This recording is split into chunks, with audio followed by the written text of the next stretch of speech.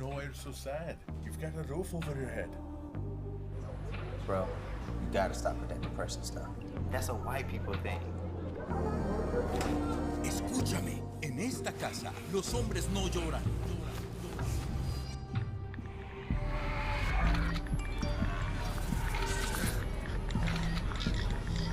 You all right? It just feels like it's coming from everywhere. Do you want to talk about it? Thanks for hearing me out, bro. Appreciate it. You can talk to me if you're feeling sad. Whenever you need to talk, I'm here, okay?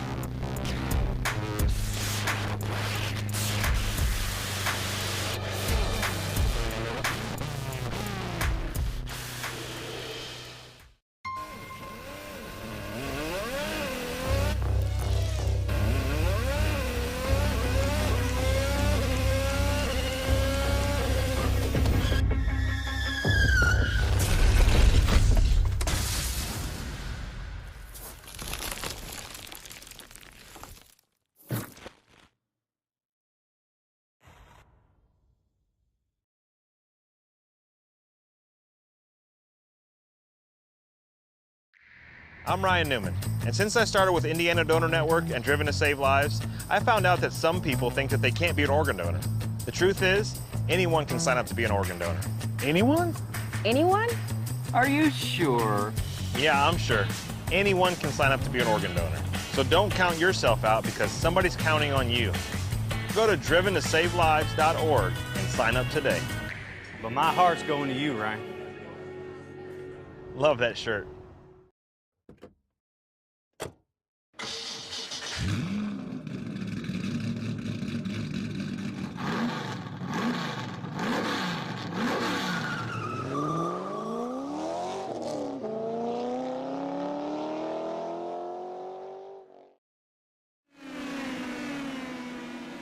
Good evening, ladies and gentlemen. Welcome back to another night of iRacing action here on the National Racing Network, where tonight the stars and cars of the Indy Pro 2000 Championship going to take on USA International Speedway. My name is Chris Graham, joined in the booth by Mr. Patrick Bird. Hopefully we're going to get to have James Watson here in the booth with us here momentarily as well. And I'll tell you what, Patrick, this place for the Indy Pros, it's an open setup. You have got to be really good, but man, it seems like so many of these cars are on edge the more we watch practice. Yeah, a lot of guys saying the car is very loose. We were taking bets earlier on how many cars are going to spin coming out of turn 2, coming out of turn 4, and that's the fastest way to drive around this track is a super, super loose car. These turns aren't very, very banked. They look more banked on TV than they actually are, and the car just wants to go straight through them. So where drivers are complaining with the fixed setup in the USF2000 that it was too tight, they're trying to make them as loose as possible here, and it's hard to drive. Let's get the qualifications board up on the screen for you so you can see where your favorite is timing in. Give us a shout in the comments. Let us know where you're watching from. Hopefully you are enjoying the show here this evening. Following along with Andrew Barry had Nagisa Yoshikawa having a little bit of a half spin off of turn number 2. Let's also... Barry had to chase that car up. He was full oppo lock coming out of turn 2 there. Let's bring up Wes Shire. He picked up the win in the 8 o'clock race. Jason Owens, he's going to be top of the board, 18,846. Now Wes Shire top of the charts by 44 thousandths over Owens. Karszewski, Lundy, Porcelli, your top 5. Lap number 2 going on the board for Andrew Barry, and it will be good but not good enough. Only good for 9th quick as we pick up Everett Paddock. Wes Shire completing his qualification run. Let's take a look and get a hold of Simon Fell as he makes his way around the speedway. Paddock going to finish his run. He's going to be good for second quick. That's a quick lap there. Let's see who else we can get. Wow, good lap, Ben Carswell. Carswell getting himself up and now finishing his run off of turn number 2. Looks like Richard Holt has finished his run. Carl Lemkool still going to need to get moving. We'll pick up Jason Paydu. Paydu off at turn number 4. This will be his second lap in the books. He's going to go from 15th to 12th on the board, 19.019 seconds. Next car, well, he's waiting to go out. It's Kylo Ciacelli on cue. He's going to take off with 2 minutes and 40 seconds remaining in the qualification session.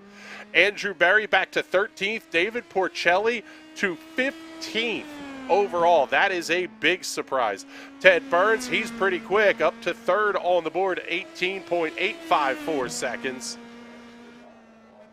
But you can see what Carlos Ciacelli did there is you kind of saw how he exited turn 3 or entered turn 3 really high and dove it down low off of 4. And that's really how you have to take the high line at this track if you want to go fast. You can't exit turn 4 very high or it's going to just snap on you. There's a big bump on the high line there.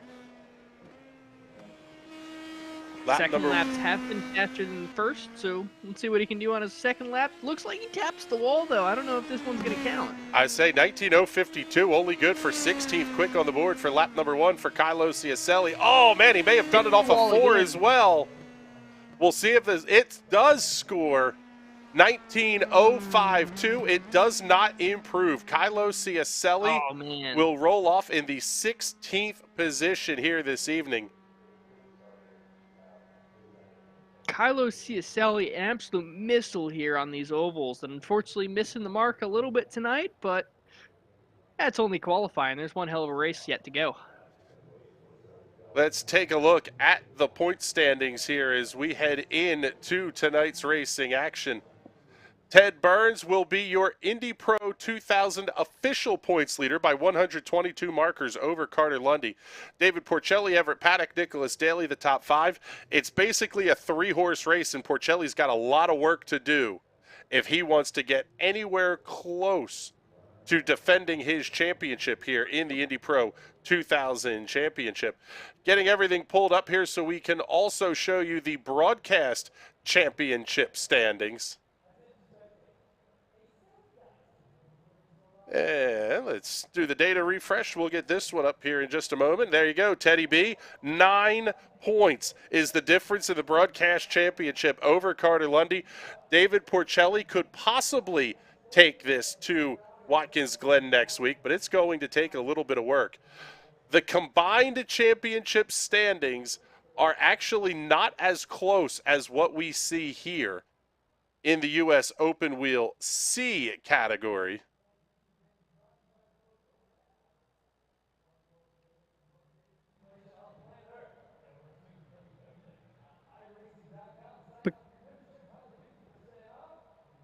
It's getting there. Let's see. Yeah, I guess you got to We need to refresh. I would say we got to hit save and hit the refresh and stuff. There you go. Carter Lundy by 19 points over Ted Burns. That does not factor in. Win by Ted Burns. Yeah, it doesn't factor in the races that have already run, which includes the D-class race. But we're going to have a great championship battle here in this thing as we get ready to roll off. Let's take a look, make sure everything's good this way. Let's bring up the starting grid for tonight's race at USA International. Starting on the pole with a lap time of 116.787 miles per hour will be the Homestead Coffee number 16 of Wes Shire. Lining up to his outside, the number 8 of Everett Paddock. Shire carrying the 10 tonight. I forget this is an official race. Row number 2 will have your championship contenders lining up side by side, Ted Burns and Carter Lundy. Row number 3 will have Jason Owens in the new Riley Children's Extra Life number 5. New livery on that car, and it's a good-looking race car. Ben Carswell carrying the pizza at the Pagoda Show colors. for the National Racing Network. He will roll off in the 6th position. Row number 4 will have Nagisa Yoshikawa, Team Watson Racing setups, and the number 11 of Brian Karszewski. Row 5, Mike Holler and Carl Lemkool. Row 6, Richard Holt and Jason Paydu. Couple of real-world throwbacks, I guess we could call them. The Napa colors, reminiscent of Chase Elliott's scheme there. Andrew Berry carrying the number 1, starting in the 13th position, rolling off 14th outside of row 7, will be the 9 of Simon Fell. Row 8 will have David Porcelli for Team Watson Racing. Limo Boys, Team Watson Racing. DeChaco Farms on the side of the number 12 of Kylo Ciacelli. Row 9 will have Nick Nebben and Adam Boros. That is a great throwback IRL paint scheme. Kenny Brack vibes coming back on that one. Row number 10, the final row of the grid, will be Rod Eskew and Grayson Langlays. 3 splits. This field is a monster and a 3,300 something, I believe it was, strength of field. This one's going to be good. Crazy. And every time Kenny Brack is brought up, the only thing that comes to mind is that crazy wreck at Texas Motor Speedway, and he still holds the record to this day for the highest G impact a human has ever survived, something like 200 Gs. Yeah, the number that's coming to my head was 231, 234 Gs, something like that. In the impact, and I don't want to say he walked away from it. He had a broken ankle, but yeah, he was. He could have limped away from that one. He was still conscious, aware of what was happening. Doesn't remember the crash exactly, but one hell of a dude right there. Yeah, fields off at turn number 4. As always, race fans, the start of this one going to be all yours.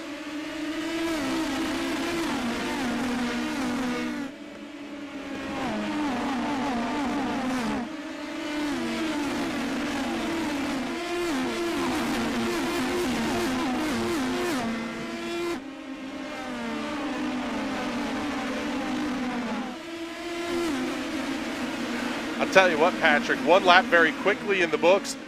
Things, they're trying to settle themselves down a little bit. Everett Paddock looking outside of Carter Lundy. He will get the pass completed, put Paddock up to the 3rd position. Jason Owens, Ben Carswell, Nagisa Yoshikawa all battling for position.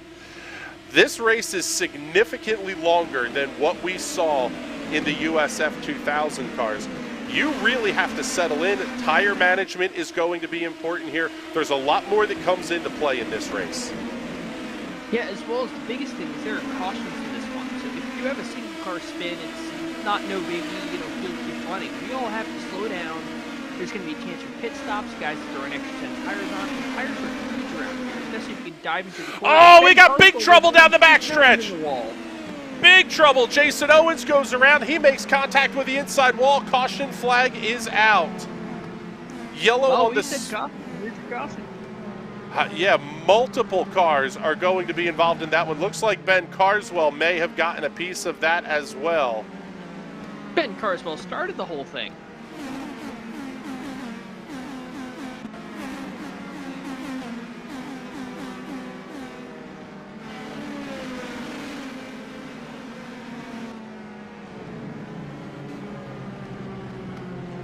Let's take a look here, and we'll give you the instant replay from high over top.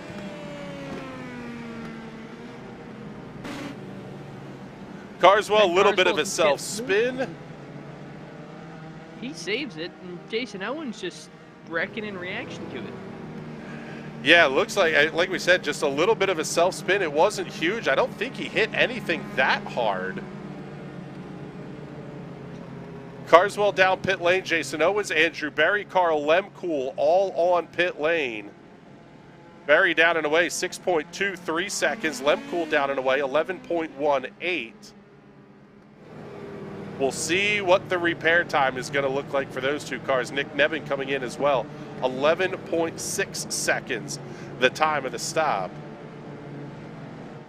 Carswell, I think, is going to need more damage repair than Owens. Owens only looks like he hit the front wing on the wall, and that's a fairly quick stop. It looks like he might go a lap down here, though.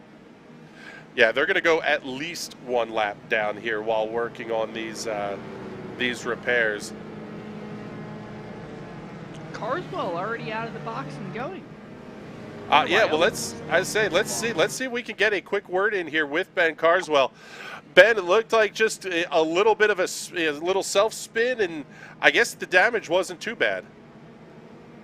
No, I don't think it was. 30 seconds of required repairs, which unfortunately is going to drop me to the back of the field a lap down. So, tough take break. night over, realistically. Well, we'll see, but hopefully we're talking to you a little bit better next week out there at Watkins Glen. Say about that. All right, one other quick one here. Let's see if we can get Jason Owens into the booth for a quick moment as well. Jason, unfortunately, you're still on pit road. How bad's the car? Too much damage. We're done. Oh. What? Did you hit anything other than the wall? It doesn't look like you hit the wall that hard. I got it a bit with the right front on the spin. You know, this is one of those deals where you try and be kind and lift, and when you lift, it breaks the rear end loose, and you're in the wall. Oh man, that sucks. I didn't want to run over Everett coming off the turn and blip the throttle, and you know the way I have this car set up, it actually needs the squat from full throttle coming off the turn, and it's a bummer. I appreciate you pulling me up to at least give Riley Children's Hospital Extra Life Tattoos PM18 a little bit of love tonight. Bummer for the new livery rolling out the first time in an SOF, and man, rough way to end the night, and I hope the rest of the race is great. All right, buddy. Well, thank you much. We appreciate you checking in. Unfortunately, no deed goes unpunished. And right that there is you exactly see it. right. So much into this series, and unfortunately taken out early in this one. But we have one hell of a race up front. Carter Lundy trying to make the move on Ted Burns as soon as the green comes out. Oh, we've got another yellow flag. Caution on the speedway. It looks like, unfortunately, Ben Carswell may be caught up in this one as well. Second caution of the night, but this one not of his doing. Let's bring up the Hot Shoe Racewear instant replay. Keep your eye on that green and black car. Just a little bit loose on entry. Oh, man, and Carswell just getting the brunt of it. Absolutely nowhere for Ben to go. You know, if he would just be more like Jimmy Johnson, he would have been in the back of the field. Not had to worry about it. Oh, that's so hurtful.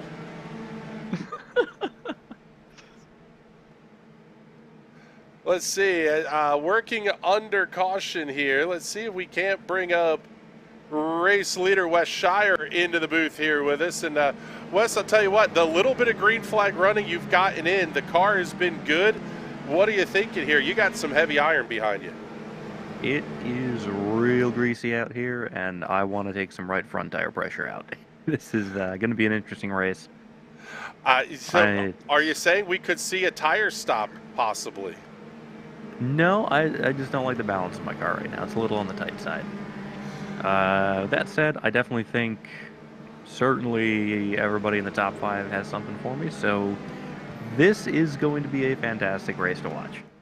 All right, buddy. Well, good luck the rest of the way. Hopefully you can keep it up there at the front. And, man, this is going to be interesting. Seeing Stephen C. Thompson checking in. He's watching from work. That sucks. Sorry, buddy. That is one thing about the PM18 is you don't have a lot of in-car adjustments. You have your anti-roll bars and you have brake bias, and that's it. So not a whole ton you can do to change the balance of these cars with the ovals. It's going to be tough out there for Wes. I know when Wes is happy with his setup, he's fast. When he's unhappy with it, he's either even faster or just not having a good time. Yeah, we're about to find out. Oh, maybe not. Lights are still on the iRacing safety car, so we're going to go at least one more lap under the caution flag. Wes is not happy with his setup. Carter Lundy is a little bit under the weather here. This really is kind of throwing the doors wide open. Ted Burns could pick up a win easily. Everett Paddock, we only got to talk to him a couple of times this season. Nagisa Yoshikawa running 5th. It's not just the top 2 or 3 cars that have a shot at this thing.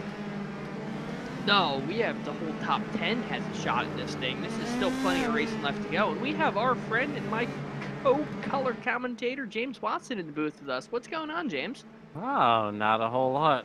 Happy to be back. Yeah, buddy. Although I'm disappointed to not be into it. Man, I'll tell you what. We were looking forward to hopefully getting you in carb for Oval Week, but you've missed a lot. Couple of big incidents already. Ben Carswell having trouble. Jason Owens out of the race. Carswell also out. Owens will finish in the 20th position. Carswell will finish 17th.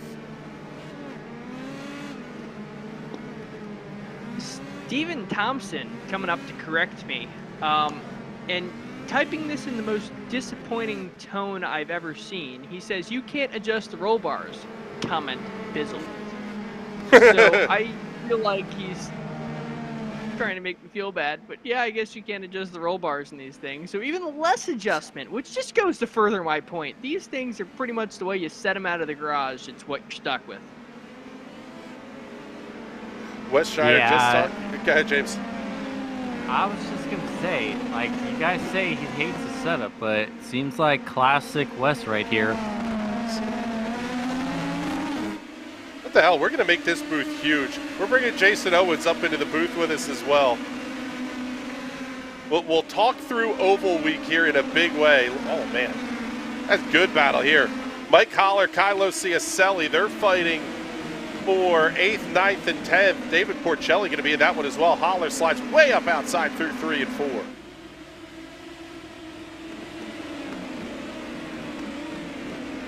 Almost one of those deals if you got to kind of get what you can get. Seeing Andrew Berry doing that a little bit deeper in the field here as well. Not making up a ton of ground yet. Is that as big of a surprise to you guys as it is to me to see Andrew this deep in the pack? Very much so. Well, I'm going to disagree with James Watson for the first time ever. Oh, wait, called up. Caution on the speedway. We're still wadding cars up. Another big one. Rodescu, Richard Holt, Brian Karszewski, all going to be involved in this one.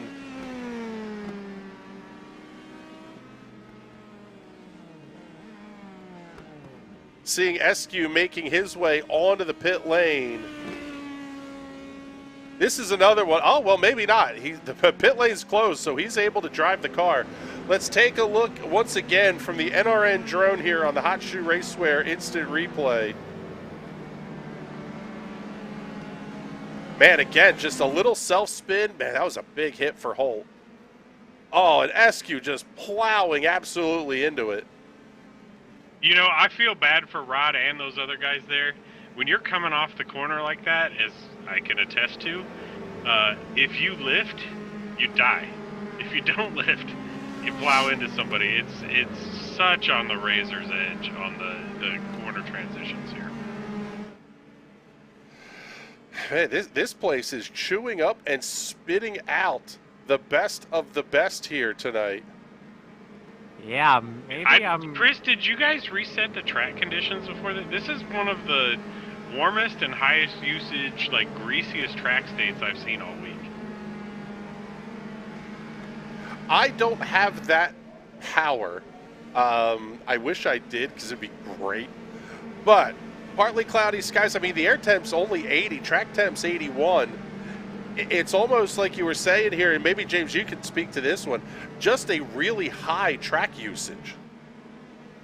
Yeah, people kind of underestimate how much track usage can really wreak havoc on these cars and kind of in iRacing in general. Like, I don't hear people mention the track usage enough, and it can really change how your car handles by a lot, especially because I know in a practice session that had low usage and higher temp, there was absolutely no rear grip. And when it's high usage, there's absolutely no front grip. So I don't know for a fact what the track usage is myself, but going off of what we usually get for the SOFs, it's probably high. So I think everybody that's been around for the last 2.5 years knows that I like that's with the rears locked down. that should tell you whether it's high or low track state right there. Just gonna say, I've driven some of your sets, and I like a much looser set. And every time I drive one of your sets, I'm plowing into the wall, can't drive the car. But that's the fun of the open set series is you can have two drivers with two different driving styles, and both of them can be just as fast doing two whole different things. Well, and it brings me right back to thinking about what Wes said in the interview, talking about he wanted to get a change in the right front tire pressure. Obviously, you're not going to stop and take tires here. We're only about a third of the way through this race. But this could kind of serve to benefit him a little bit. The more laps you run under caution, the less damage you're going to do to those tires. Maybe wear becomes less of a concern. Not only wear, but fuel. Like, we were talking in the driver chat before the race. I only put 17 liters in. Most of these guys are putting 22 in. And unfortunately, I was one of the cautions as we're getting ready to go green, but 17 will make it to the end now. Let's bring up the side-by-side here. Go on board with Ted Burns as green flag goes back in the air, underway once again here at USAI. Wes Shire absolutely rocketing off the start of that one. You saw him just dive away from Ted, and he's going to try and run away with this one, try and get himself some clean air and some distance between him and Ted Burns. Carter Lundy going to go for the inside now and slow those two down a little bit. Oh, man. That was tight. Kylo Ciacelli with a big moment there in the middle of turns 3 and 4 as well. Teddy B going to be able to clear Lundy that time off at 2. Is Lundy running for the overall championship here versus Ted in the broadcast SOFs, or yes, how's that going to shake out? The overall championship is, let's see, I'll have to fire the spreadsheet machine back up here.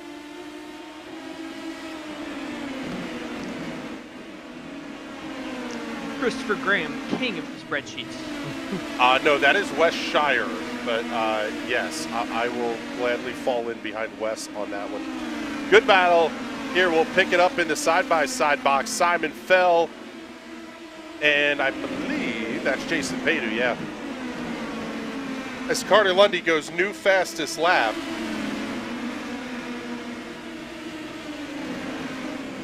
Ooh, big move. Is anybody else just holding their breath? Yeah. Oh, maybe not. Caution is out. Ben Carswell's up in the booth with us. Good Lord, it's the Pizza at the Pagoda show. Where's M when you need her? Right? Yes. All right. Hopefully not crashing my lips. Let's see. Jason, we'll give you the points update here in just a second. But first, we'll find where the issue was here for Kylo Ciacelli. Let's see. This one's going to be a you make the call kind of moment here. Oh, you can see the big dive up the inside. Oh, that was some netcode too, but a huge hit. How did nobody else hit him? Good Lord. Because if that had been Thompson, he'd been into the trees. Yeah, wow, he was long gone. Way up the inside there. That is a move. So that was reminiscent of the move Carl put on me when he was invisible at Motegi. Yes. That is an interesting move to make.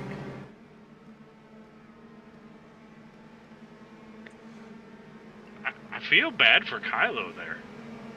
Yeah, he kind of got dove in on it. There's really nowhere for him to go. You can't predict that.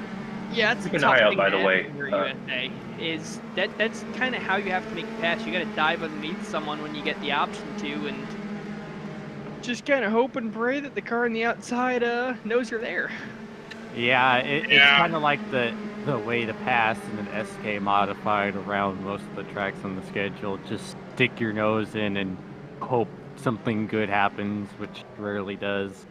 No. Well, that's a good attitude for racing. Ask and you shall receive here, Jason, by the way. Ted Burns leading Carter Lundy by 122 points. David Porcelli, 147, back in third. Everett Paddock, Nicholas Daly. There you see the rest of the top 10. But the other big thing here is this is not factoring in any of the drop weeks, and now we're in drop week territory. So even if both guys wreck out, it may not make all that much of a difference. I do want to point out, Carter's trying to do a pit fake right now on Everett, and I don't think he knows it's not going to work. He's trying to do this. Seasoned for that, and this is the track where if you mess up the pit fake, you're tearing off your left front wheel. Well, the other one now, some of this, he tried it last night and it didn't work, and I told him it wasn't going to work, and he's trying it again. I will sort of take a little bit of blame for that possibly, because we had done a little bit of coaching with Carter. Now, me coaching people is about the worst idea anybody's ever had. But were you coaching on like 3-digit iRating, like how to get there? Oh, wow! Working on it. We'll get them there. Welcome to your Pizza at the Pagoda preview. We were discussing trying to coach Carter. It is like Jimmy Johnson trying to coach Jordan Taylor on how to drive a prototype car. How many prototypes is Jordan Taylor driven? Plenty of them. He's got a Daytona 24 wood with him. Jimmy's only got one. But a real prototype. I'll actually go on record and say Garage 56 is a real prototype. Well, he has driven that, unfortunately. But we were just tire pulling strategies here.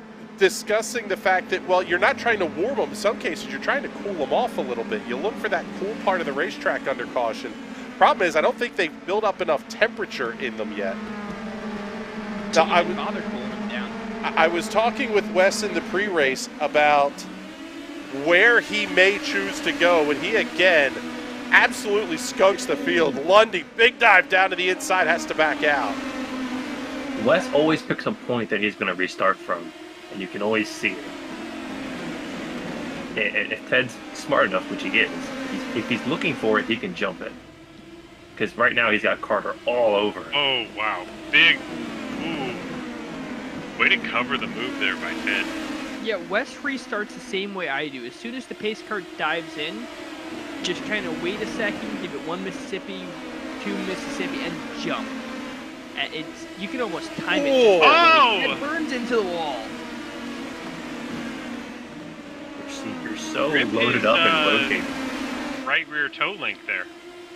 I tell you what, this is going to be a little bit interesting to watch here, because Wes and I were discussing in the 8 o'clock race, Ted was chasing him down just incessantly. But he was seeing where the mistake was going to happen, and that's basically what we saw off of turn 4.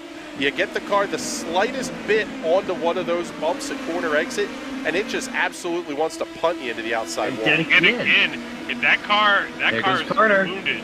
Ooh, that's tight. Oh, there's just no room there. Ted's keeping him so pinned down. Yeah, but Ted has a bit of damage. He can't hold the car down on exit of 4. No, but he can hold the outside. He can hold the outside line on Carter really well, a lot better than I've seen all week. You can kind of hold someone off on the outside, but not as well as Ted's been able to do, especially holding off someone like Carter. Yeah, and I feel like Ted's a couple clicks down on the downforce because Wes is running off. Yeah. If they don't get in line, Wes is going to be gone. If they don't get past Ted, Wes is going to be gone. Carter's diamonding the corner. He's taking that high entry, trying to get a run, and it's not working. Just past the halfway point here. Lap 41 of 70 is on the board. Shire, Burns, Lundy, Paddock, Porcelli, the top 5. James, if you're sitting in Everett Paddock's seat back here in 4th, you've seen Teddy bounce it off the wall. You don't want to be so close that you can get yourself into trouble.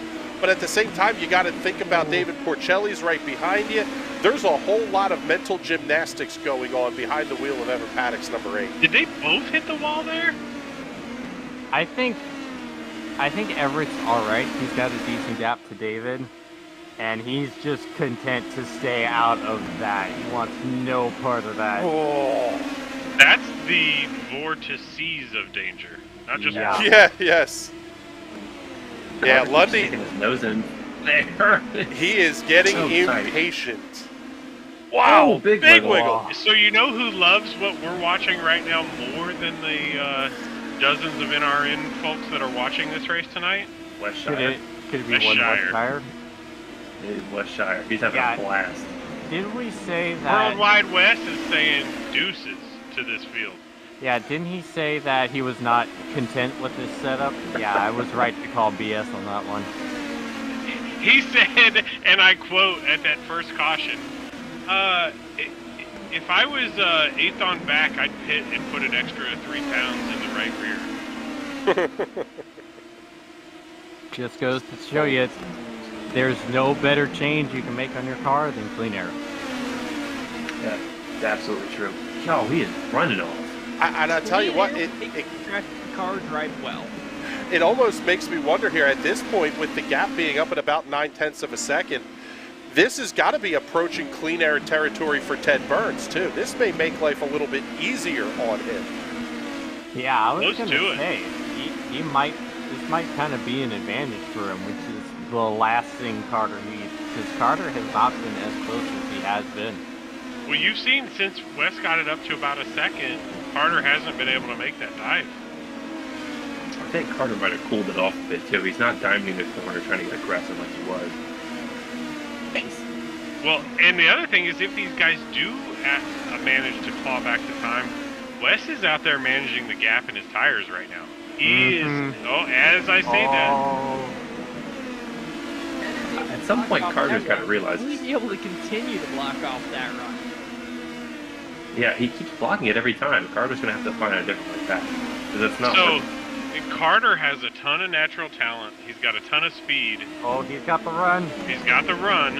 And the one thing that he will learn someday is that I think he didn't quite get the drive off, but I think he's going to make it here. Nope. Didn't get the entry. One of these days. Up a bit. Oh, this is great stuff. Oh, he's alongside him now. Ooh, they're going to touch. Ted's not giving him any room. Ted's so planning on that outside. Oh, he went way up there. Ted went too high there. For Everett and Porcelli. What a wiggle from Carter. Everett. And Carter almost walled it. Was that a wiggle? I thought that was just him blocking off the protecting Oh, wheel. no, he snapped it. It snapped. Yeah, I love the side-by-side from Everett because I don't know how many code rounds he's had this race, but there's quite a few. Porcelli's looking. They're going to go 2 wide, 2 rows back. I've never seen this in USA. Lakeland, Florida, the home of Noah's Ark PM18 racing. Apparently. I sat behind Carter and Oliver Askew in a USF race doing this, and it is kind of terrifying to watch. Oh, there was so contact there. What's amazing to me is that the loser there was Everett out of that whole exchange. Right? Like, we thought Everett was going to slip into third. Now he's falling back almost sixth. Nagisa is, yeah. And Andrew, look who. Don't look now. One thing I want to point out is these two aren't giving each other any room. And it's not because they hate each other, it's not because they want to crash. It's because these guys know each other so well. Right. They've raced together so many times, and they trust each other enough to run quarter of an inch apart through the lap. It is worth pointing out. Oh my God, this is close. It is worth pointing out though that Wes is not in championship hunt really in these three. Oh my God, we're three wide. Are we going 3 wide? Whoa, holy crap! Goodness. Whoa! Was that a touch? I don't. Slide. Someone touched something. That's all I can tell. And he's looking for the Meanwhile, crossover. don't look now, but Andrew Barry's getting around Nagisa on the outside. Show me on the diecast where he touched you, because oh my God. I'm telling you, like, oh my God, the best oval racing on Oh, there's contact! Porcelli's up into the wall. Caution is out on the speedway. Oh, we're gonna have a 7-lap You know who shootout. hates to see that? West. Worldwide West was 3 seconds ahead. Oh, he's fuming. Why don't we bring Wes up in the booth and ask him what his opinion on this caution He would is? absolutely hate that right now. And that's why we should do it. Let's take Community a look. Well, let's see. Actually, you're going to back this up a hair more because this was just too good not to watch this battle from overhead. Take a look from the NRN drone here at the instant replay of what happened down into turn number 3. A little twitch, a little contact, and Porcelli just a kiss of the wall. You wonder if that did enough damage to really hurt the car. Gave me 30 seconds. But that's exactly what happened with me and James at Nashville. And James, I think, had 8 seconds of required. So yeah, it also happened to me again with Carter the other day. We got held up by some black traffic, netcode. I rear-ended the wall, but like I lucked out to where the rear light went into the wall first, and it spun the car around. So all I had was 8 seconds of rear wing damage, no suspension damage at all. So what are we gonna have? 8 when we go green, James? Something like that. Might be for tires here. Might be 7 to go. I don't think on back should make tires. I'm interested here at watching Carter Lundy and Andrew Berry. They know the battling that they've been doing, and this is where you probably do want to try to cool those tires off a good bit. Yeah, it's gonna be tough. Wes has the advantage, all that clean air and all that time to just putt around while the rest of them were throwing haymakers behind them. Let's also not forget here, but these guys ran together on Tuesday night in the TNT Shock Series. Carter picking up his first win in his first start in the series, but he was running with Wes, so it's not like this is an unknown commodity at the front of the field where Carter's going, okay, no, I know Ted, I know Everett. Cool. This is big that he has at least turned a bunch of laps in anger with Wes, and he's going to get a feel for where Wes liked the restarts. No, we're going to get at least one more. Yeah, but like, that's the thing is that all of us here have turned quite literally thousands upon thousands of laps with Wes. We know his tendency. Yet it's still hard to beat him. Just because you know what your opponent's going to do doesn't necessarily mean you can always counter what they do. Speaking of, we need to go back and find that bump and run of Worldwide Tech that you use as a promo for next season, Chris. Absolutely.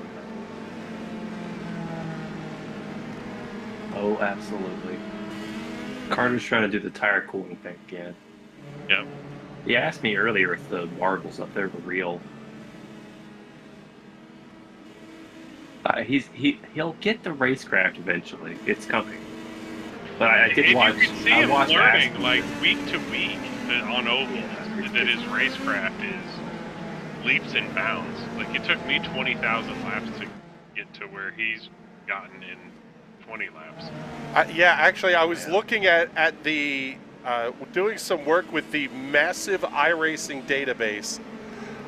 We now have every driver on iRacing accessible to us here.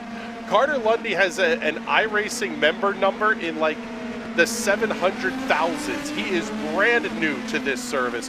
See what he can do with Wes Shire. As of right now, it's not much. Great jump by but Wes. wow, Andrew Berry looking inside a paddock. Whoa. Oh, he's going to get it done too. Wow. What a move. Are we going to see He's going to try and follow him. Oh, there's a little bit of a touch. Another touch. Wow. The bump and run. That was right side romance from Nagisa Yoshikawa there. In top right side romance right there. That's stock car racing. That's just short track racing there, bud. It's just short Oh man, wow. Mike Holler almost into the back of Carl Lemkool as we're down to 5 to go. And don't look now, but the lead is about a third of a second. Andrew is setting him up right now. Wes Shire going to be holding on to this one with everything he's got. Andrew Berry stung out around the outside, going to try and hang on to it. It's not going to happen. He's going to be clear. Not yet. Yeah, Ted tried to take the inside. Barry is just that good on ovals. He said I didn't practice for this. I don't think he needs to. He knows enough. Carter may have something here with 2 to go at the line. Well, and this is what we talked about with the racecraft. Wes protecting the inside. He's going to make Carter take the long way around. Can he get the run off the corner? Wes is just sticking on that inside. But Carter's a little bit faster. He almost got it there. You know Wes Still is gonna stick out there. Yep. Oh, white flag is out. 1 to go. How about a quarter of a car length? Quarter of a car length at the line. Ooh, Carter slid. Oh, is that it? Oh, he's trying to get down low. He can't. Here we go. Oh, the tire. Drag race to the line. Wow. Oh, my Wes goodness. Shire gets the win by 65 thousandths of a second over Carter Lundy. What a finish. What a race. Holy crap.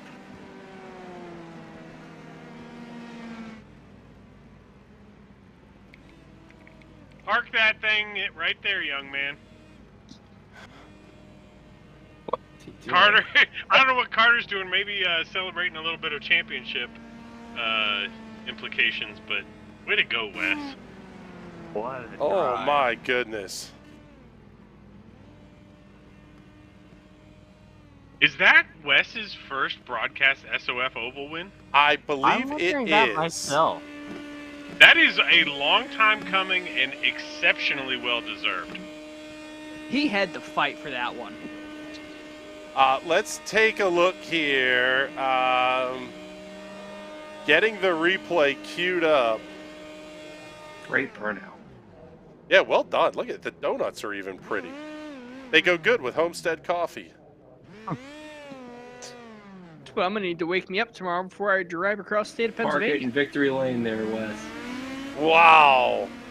How about What a last barely 2 laps. a car That's length. iRacing top 10 right there. Oh my goodness. Who is the? That's how USF That's 2000s Carter. are made.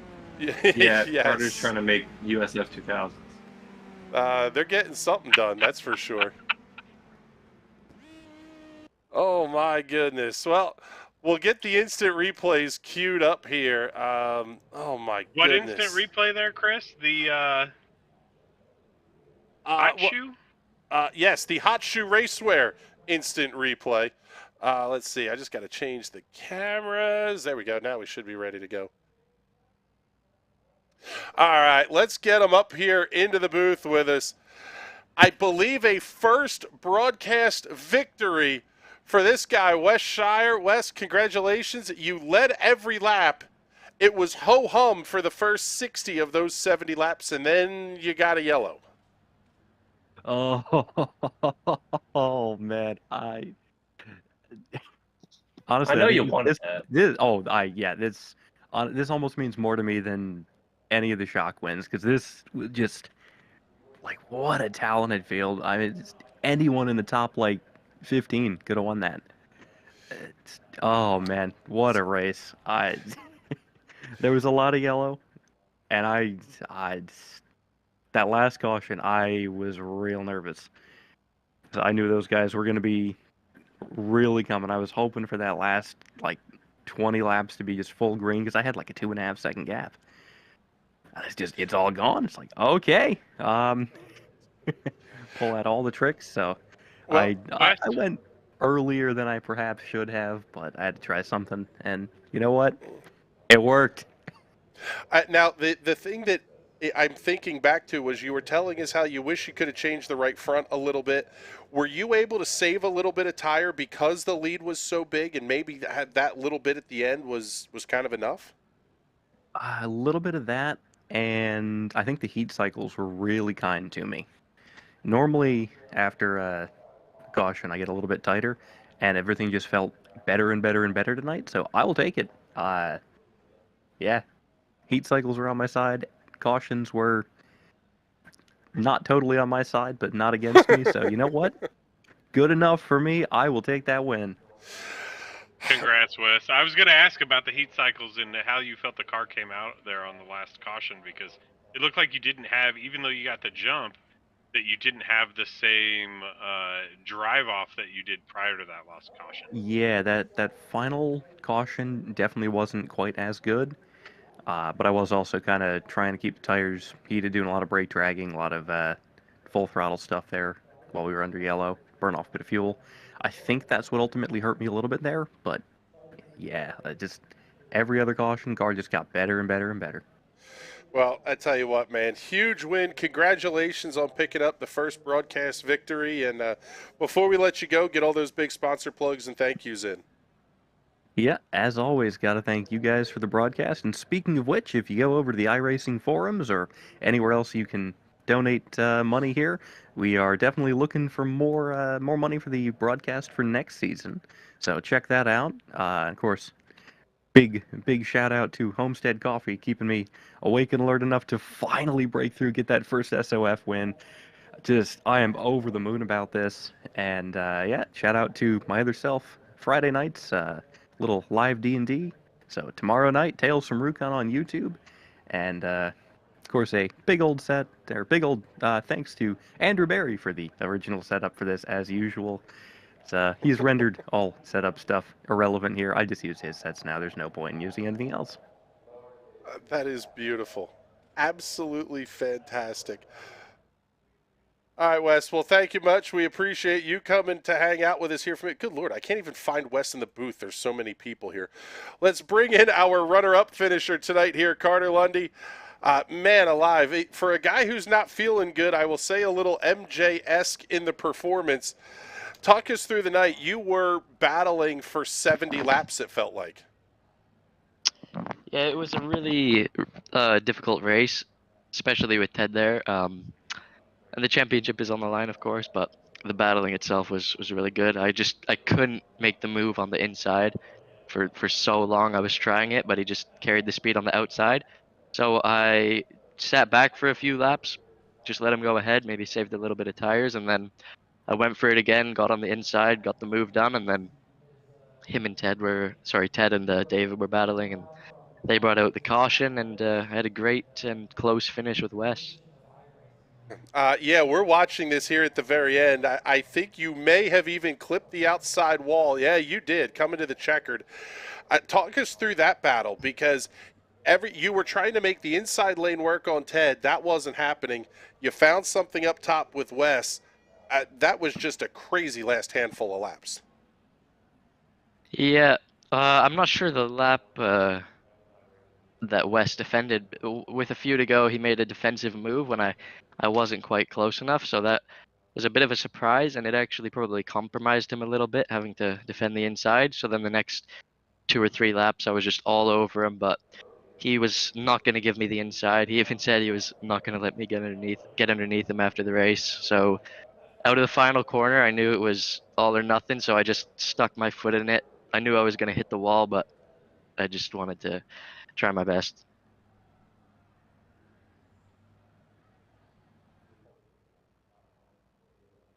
I'm not hearing you there.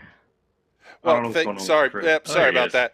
I think Chris fell asleep. I don't know how, but he fell asleep. Yeah, you have to remember to hit the button to start talking again. Man, I tell you what, Carter, it was a great show. Thank you very much for coming up here to hang out with us. And before we let you go, get all those sponsor plugs and thank yous on that. Yep, thanks to you guys for putting on the broadcast. I'm gonna try and watch it back after, but I might just fall asleep here. And again, if anybody's watching and they want to keep watching for next season, you can check it out on the forums, put some money towards the broadcast, and keep it going. All right, buddy. Well, thank you much. And by the way, Jason, 2 for 2 on getting interviewees to mention that one. That one's working out well for you.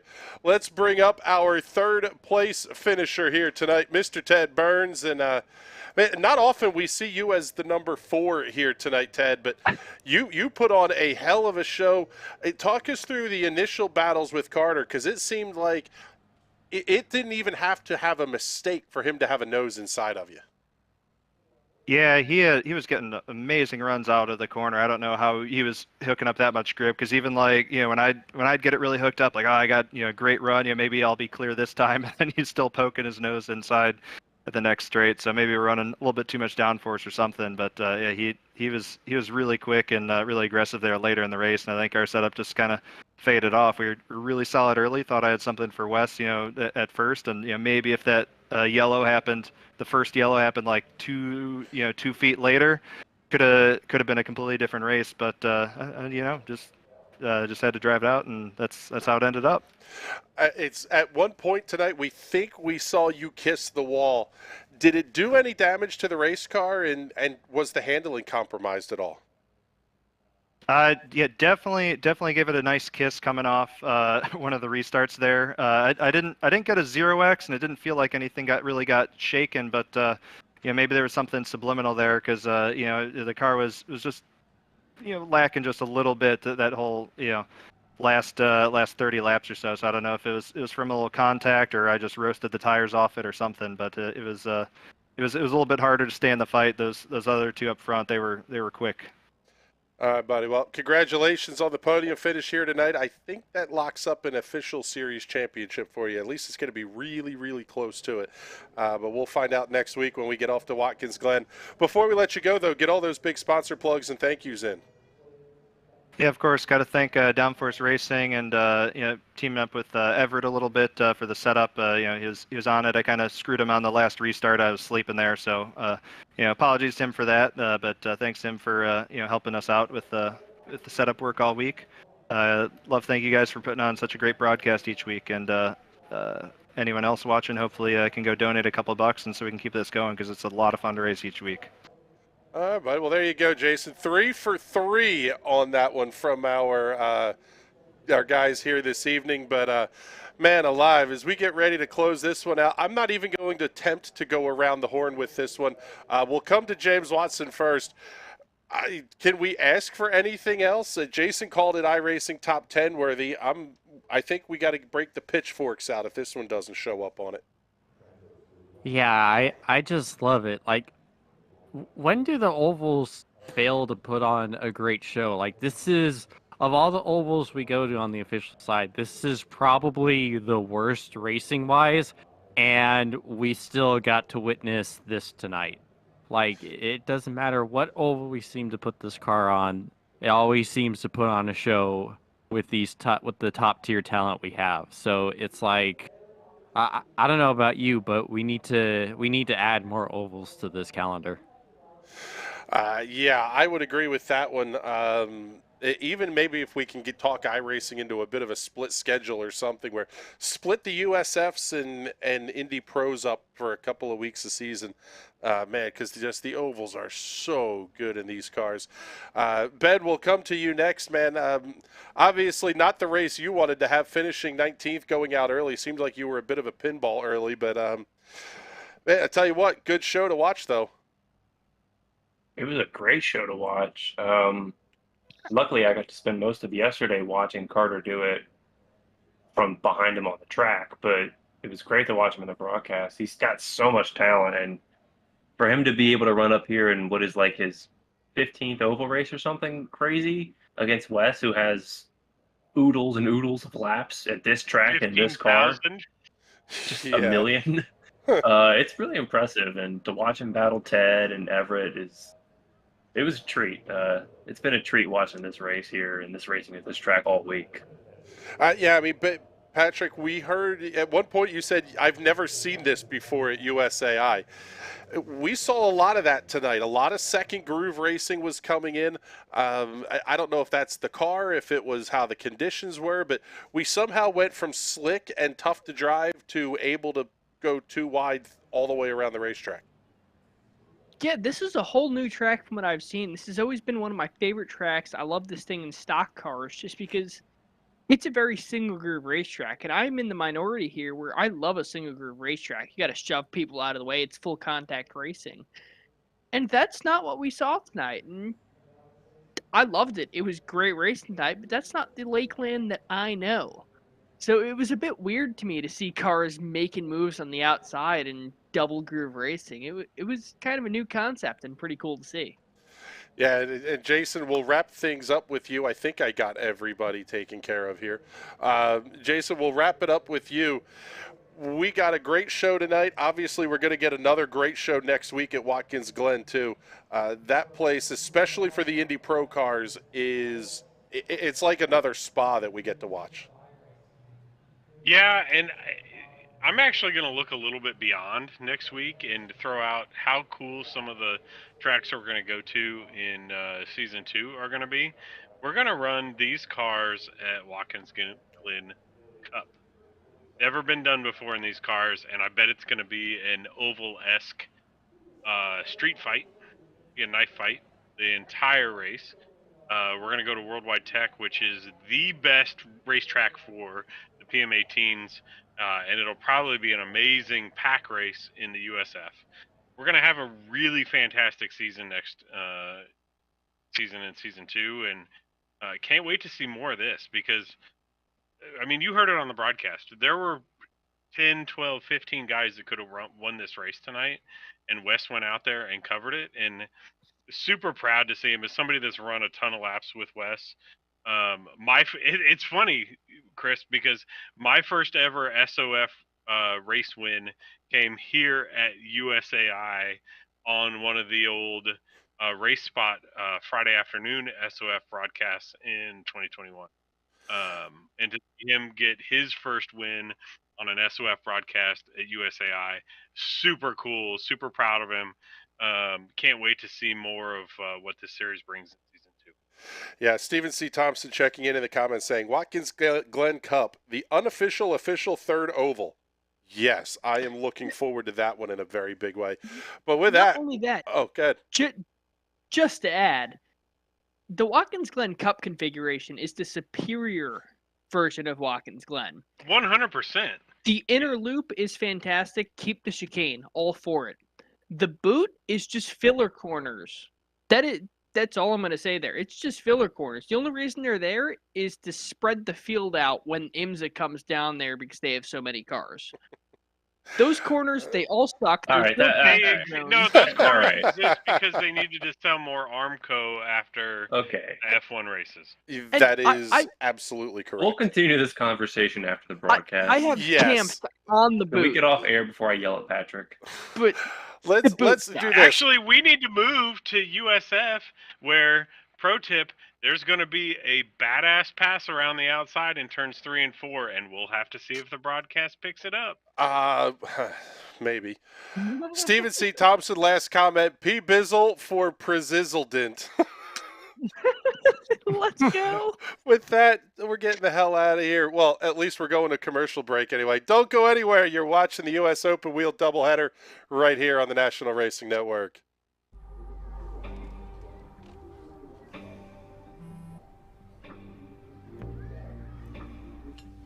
I don't know why you're so sad. You've got a roof over your head. Bro, you gotta stop with that depression stuff. That's a white people thing. Escúchame, en esta casa los hombres no lloran.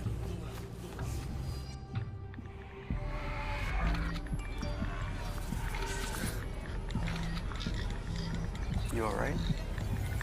It just feels like it's coming from everywhere. Do you want to talk about it?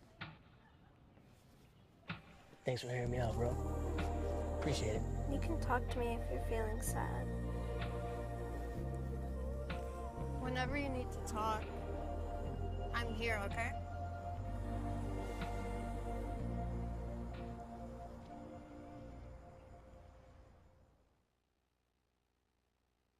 Welcome back, ladies and gentlemen. More iRacing action here on the National Racing Network. Tonight, it's the Stars and Cars of the Indy Pro 2000 Championship. No, USF2000. You just watched the Indy Pros. Still coming to you live from USA International Speedway. My name is Chris Graham. Once again, thank you so much for hanging out with us. We really do appreciate it. Qualifications on the racetrack for the USF2000 cars. Let's pick up, let's see. Let's grab Jason Owens. Get him up on the screen here. Follow him around. Jason Owens, I believe, with a new paint scheme for his USF2000. Looks like he's running an old champ car scheme, and yeah, he's pretty quick around this place. Well, yeah, he runs this one week in and week out in the USFs. It's like an old Robbie Gordon / Mark Martin hybrid throwback-esque kind of deal. If you ever seen his sim rig. His sim rig is all decorated in all the old Valvoline and Cummins, and basically his sim rig's painted just like this car here. Yes, it is. Let's see. Jason's going to be good for 7th quick. Carter Lundy to the top of the speed charts. Let's pick up Brian Karszewski. He's just finishing up his qualification run as well. So we'll get Ted Burns off at turn number 2 down the back straightaway for his qualification run. Carter Lundy a bit under the weather today, but that doesn't seem to be hurting his performance at all. Yeah, I don't think anything's going to hinder his performance. Teddy B up to 4th quick on the board. 19.715 seconds as he'll complete his qualification run. Waiting on Ryan Hammond. He will be the only car left to qualify. Everett Paddock still out on the racetrack as well. Let's pick up Everett here. He's just kind of cranking out laps at this point, though, in this car. Just coming off the Indy Pro race in the 8 o'clock hour Eastern time. Jumping back here into the USF, and then he's going to go right back for the Indy Pro again. So you want to get as good of a feel for this car as you can, Patrick, because there's some interesting things about this being a D-class race on an oval. We will not see a caution flag. Not only will we not see a caution flag, these are fixed setups. So a lot of these guys, the top names you see on the board right now, run the PM18, which is an open setup car. So they can tailor the car exactly how they like it, find every little intricacy that they love. This, they're stuck with what they got. So what I've heard from these guys, it's a very understeery setup. They're having to really get on the binders coming into the corners, and a lot of guys not really loving the setup tonight. But if everyone hates the setup, it should be a pretty fair playing field. Yeah, if everybody hates it, that's a good thing. To quote Arlie Ermy, you know what? We don't hate anybody. You are all equally worthless. We don't discriminate against anybody. You're all equally worthless. That's kind of how the people feel about these iRacing sets. They absolutely hate them. When you come from that perspective of tuning your own setup week after week. U.S. Open Wheel D official points standings up on the screen right now for you. Well, we'll pop them back up here as the field gets ready to grid. Hit the right button, dummy. Ted Burns leading by 188 official points over David Porcelli, Carter Lundy, Nicholas Daly, and Nagisa Yoshikawa. Completing your top 5. We'll bring up the broadcast championship standings as well here.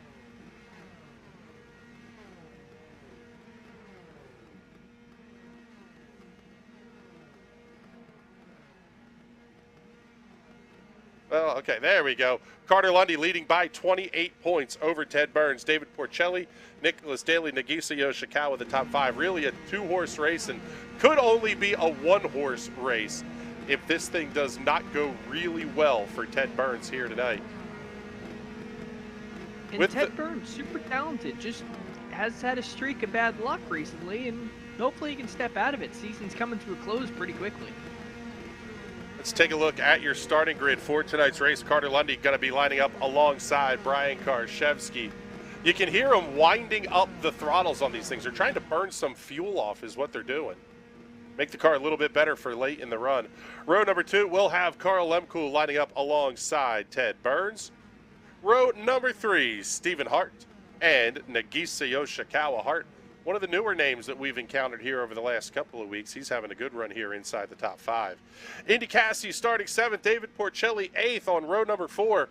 Porcelli's got a little bit of work to do if he wants to get up towards the front of the field and contend with Teddy B for the overall championship.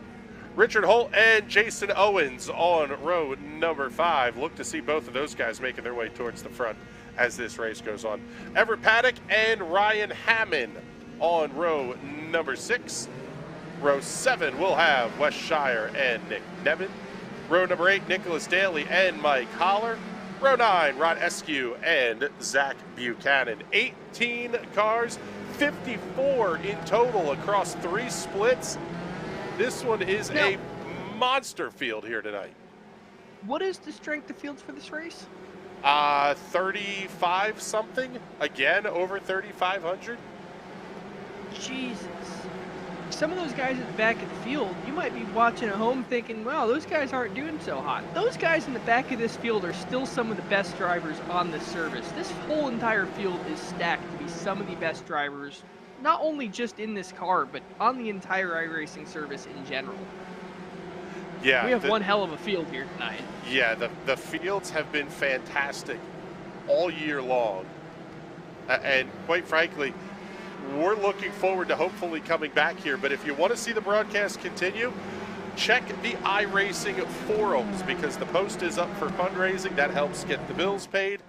And we appreciate everybody who's willing to contribute towards those efforts. Find it in both the US Open Wheel C and the US Open Wheel D forums, basically the car-specific forum spots. Field making their way through turns 3 and 4, getting ready to roll. As always, race fans, the start of this one going to be all yours.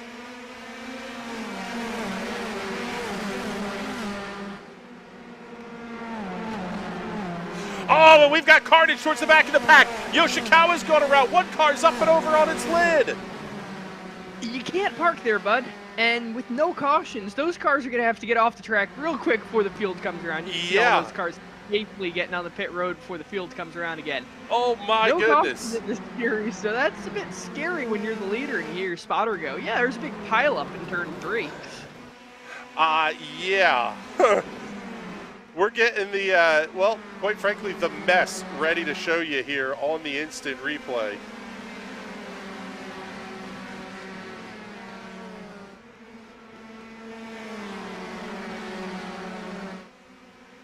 Ted Burns' new fastest lap, and that's still 2/10 slower than they were going in qualifying.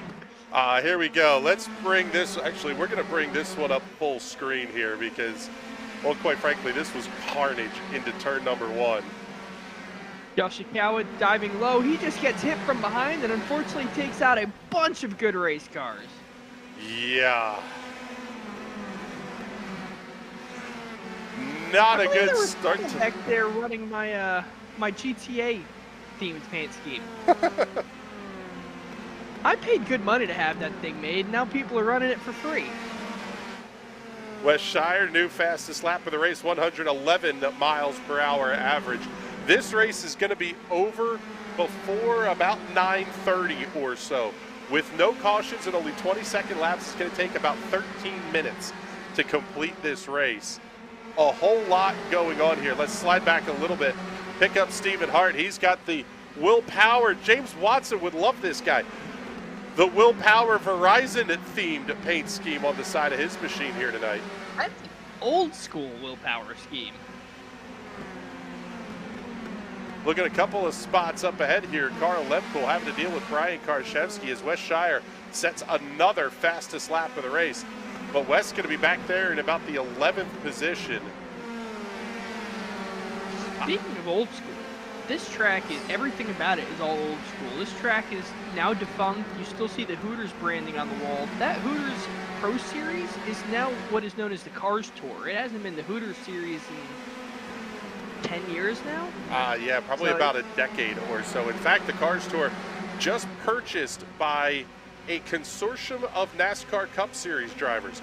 Dale Earnhardt Jr., Jeff Burton, Kevin Harvick, and Trackhouse Racing and Justin Marks purchasing the Cars Tour. You will be able to catch every lap of their season live on Flow Racing. You're just trying to rub salt in it, aren't you? Not really. Patrick and I got to work some shows for them the last couple of years on pitroad.tv. And, man, Tony Stevens and his crew just do a fantastic job. That was a case of the NASCAR guys putting it under the same kind of NASCAR TV umbrella, which is understandable. But great battle for the lead here. Is Carter Lundy going to try to check the inside lane? Here comes Teddy B up to the outside. He needs, in order to claim the broadcast championship, even send it to Watkins Glen next week. Ted Burns has to win this race, and he needs Carter Lundy to finish outside the top 10. As it stands right now, that may not even be possible. That's not going to happen. It's not going to. I don't think I've ever seen the kid put a foot wrong. Well, in general, though, even if there was an incident, Nicholas Daly is not on the racetrack.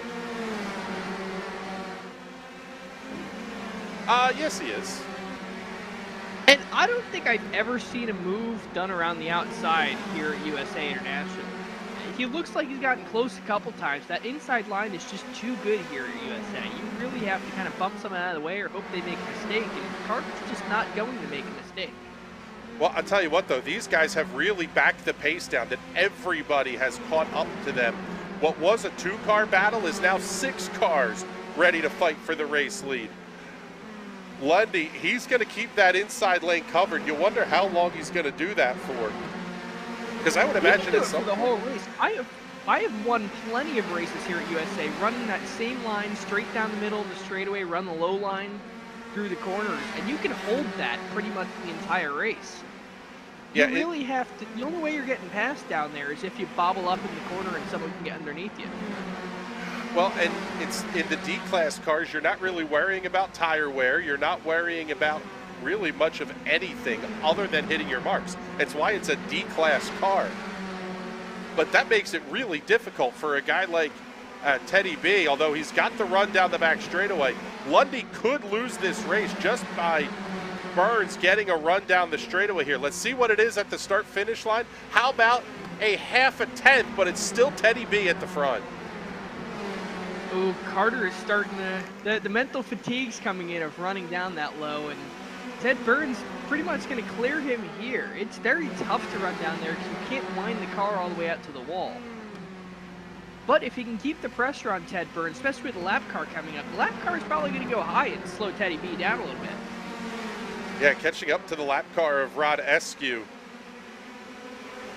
Rod's going to have to make the move. Yeah, there he goes. Way to the outside of the racetrack, almost getting on the binders, just completely off throttle. Let that entire lead pack pass, and then he'll do the same thing here in turns 1 and 2. And Ted is completely clear here.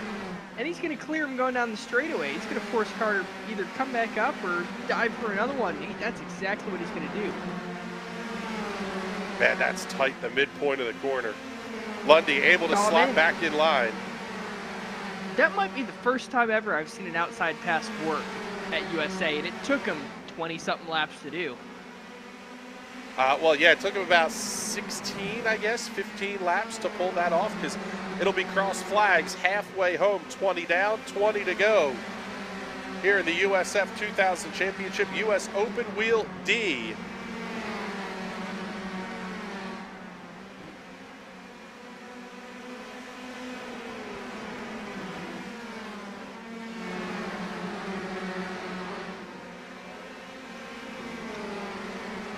And these cars, they don't look that small here on the broadcast, but if you can ever see these cars in person, I think my go-kart is only maybe half a meter shorter than these things.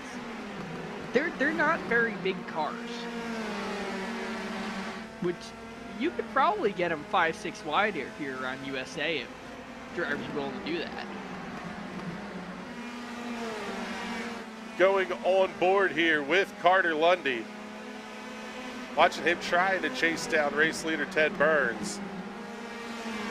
And one thing I've noticed about Carter, especially when I was watching him drive the top-level American open wheel car, is he's not very smooth on the wheel, not like you'd normally expect. His motions are very, very jagged and almost like the Ayrton Senna style of driving.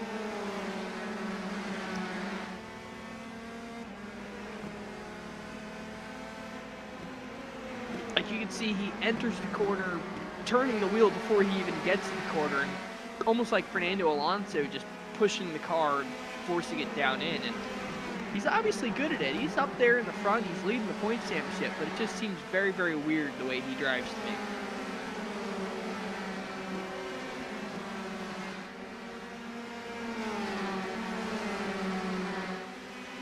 Top 2 have checked out. 2, 3, 4, 5, 6 are all in a line and behaving themselves as well.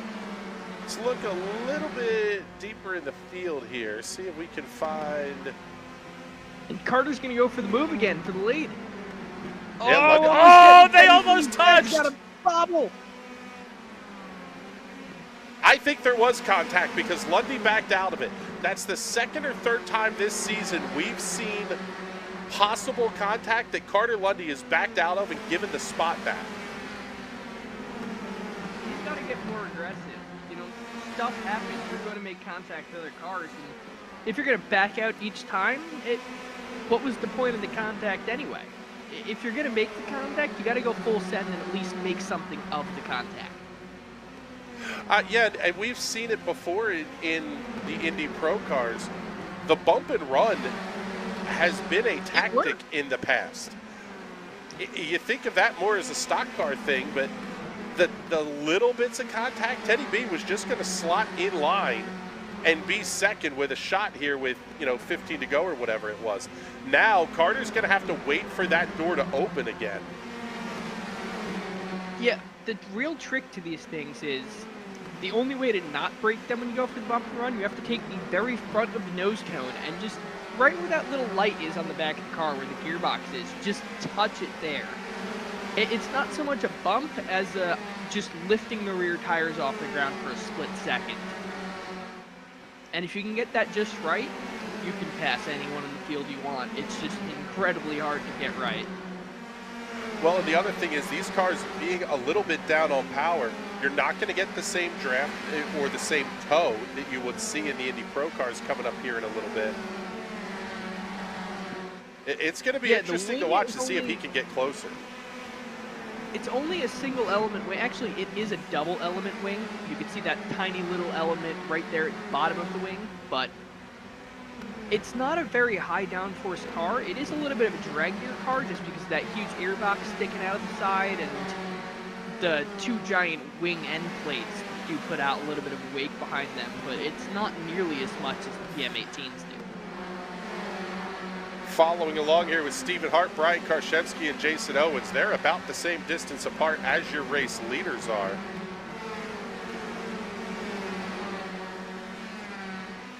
And you can definitely tell this race was split up big time by that incident in turn number 1. Took out, at least out of contention, about half the field. Nick Nebben was involved in that. He entered the night as the number 1 car, the highest I rating in the field.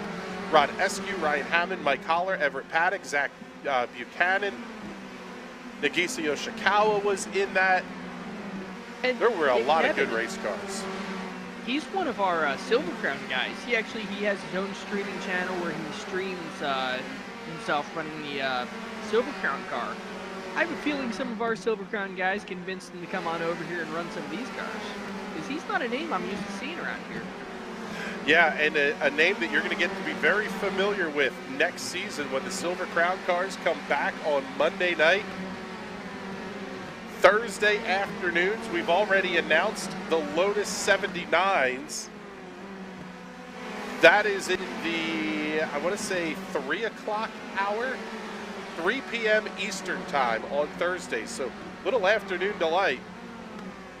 What the heck? 3 to go. Let's make the next announcement now.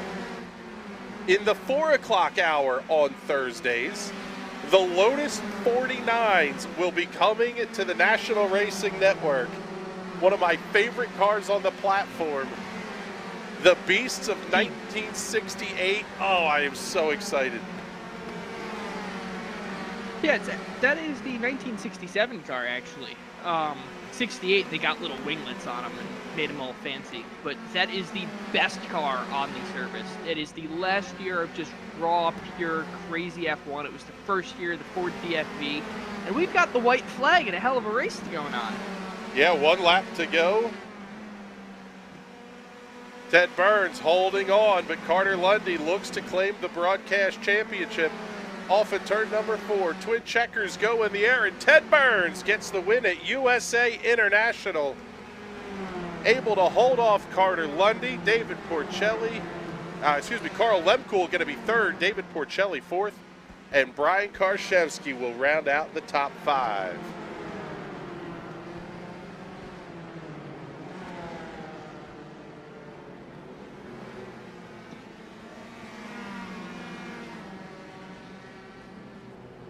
Ted Burns going to get ready to burn it down here. This is another track where Victory Lane is right there on the front stretch. We saw that yesterday at California Speedway with the SRC cars. Yep, absolutely love it. Good look there. at Teddy Burns. Let's pick up Carter Lundy as he makes his way down. Yeah, see, he wants the shot in victory lane. Heck, he's even going to burn him down, too.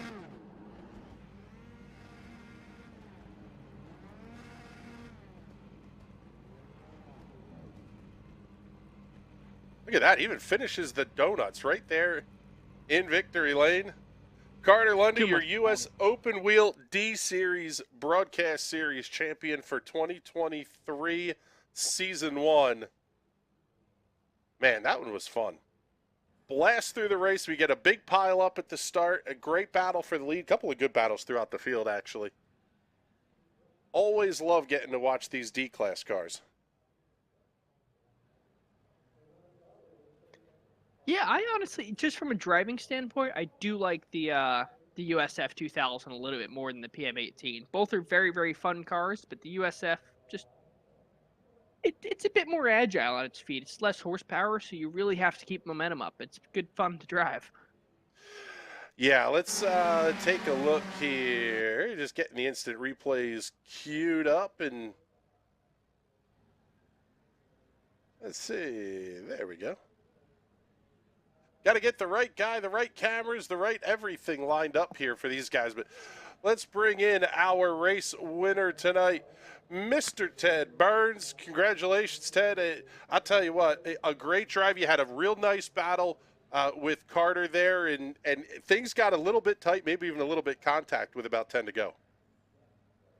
Yeah, there was a little touch there, and it's kind of hard to tell if that was me pinching him a little bit on the bottom, or he was drifting up a little bit into me. It was kind of hard to tell. I couldn't quite place exactly where my left rear was there. I was just trying to make sure I gave him as little room as possible, but sometimes that happens. You maybe catch a little net coat or something, but it was super clean racing from him all race, so props to him for being able to go side by side for that many laps. That was a lot of fun. Yeah, and as always, it seems like you guys are the stars of the show here at the front of this one. Next week, we're going to take these cars off to Watkins Glen, run the boot layout.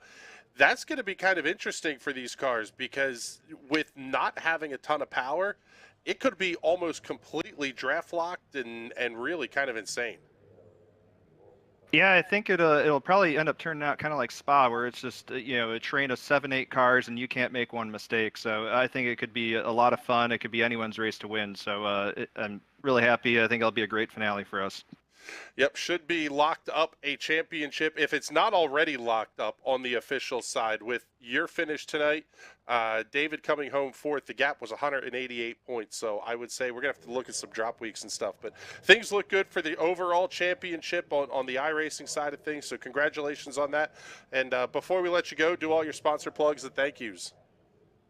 Yeah, got to thank Downforce Racing. Carl especially. He drove an excellent race. Gave me a little bit easier of a pass there than maybe a tougher competitor. So props to him for that. Got to thank you guys for putting on a broadcast, and hopefully anyone that's watching can go drop a couple bucks, and so we can keep this going next season. I look forward to racing with you guys as much as I can next season. All right, buddy. Well, thank you much. We appreciate you coming to check in with us here. And sorry about the little graphic snafu there. Not sure why it was showing Ted Burns' name on that one, but excuse me. Good Lord, I'm choking on myself already. Let's bring up Mr. Carl Lemkool, our third place finisher here tonight. And Carl, you had a really nice run. Obviously, the two guys ahead of you were really quick, but you still were able to do, at worst, we'll say, best in class. Yeah, thanks, guys. They certainly had it figured out. So definitely wanted to let Ted by, because I knew he had a little pace despite our little three-way tie in qualifying.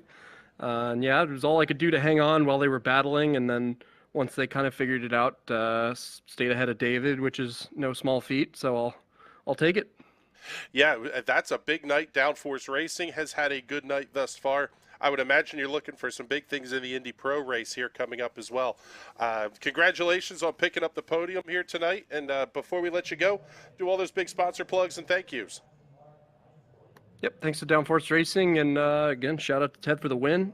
And we'll hoping to have another strong race next time, and we'll see you then. All right, buddy. Well, thank you much, Carl. We appreciate you. Looks like we will not have Carter Lundy for an interview here tonight. Patrick mentioned he is a little under the weather here this evening, and unfortunately means I don't think we're going to get to talk to him this evening. So at least on the open wheel D side of things for the USF2000 championship. But with that, time for us to wrap up another night of broadcast mediocrity. Good Lord, man. Issues all over the place, but we're getting them ironed out for you. Give us the shouts on YouTube and on Twitch. We like seeing the comments. We do our best to interact with them after the races as well. You can find us on Twitter at the NRN TV, all the other socials at National Racing Network. And, man, Bizzle, I'll tell you what, next week we're going to head off to Watkins Glen. This should be a pretty darn good show in these cars. Watkins Glen, always a fantastic racetrack to go to. Very, very quick circuit, especially in these things. Are we running the boot or no? Yes. Yes. Well, Das Boot. Even with the boot, that whole track is almost flat out. And we do have Carter Lundy available for interview. Oh, well, look at that. Hey. Well, perfect timing. I was going to say, get that the heck out of here. Let me cue the graphics up. And let's find Mr. Lundy. There he is. We already got him. Oh, look at that. What You is up, got him. Carter, congratulations. Man, I tell you what, pretty good show tonight. Little bit of contact there with Ted, but ultimately it was kind of about the way it should have finished. You guys going 1-2.